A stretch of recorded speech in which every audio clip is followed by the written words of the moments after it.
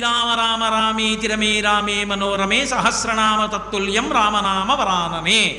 రామ రామ రామ అని 3 మాటలంటే చాలు పార్వతి విష్ణువు యొక్క సహస్రనామములు చెప్పేసినట్టే. సంస్కృత భాషలో అక్షరాలని లోకి మార్చేటటువంటి సంప్రదాయం ఉంది. రా 2 మా 5.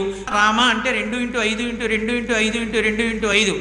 2 5 10, 10 2 20, 25 100, 2 200, 100 2 200, 205 1000.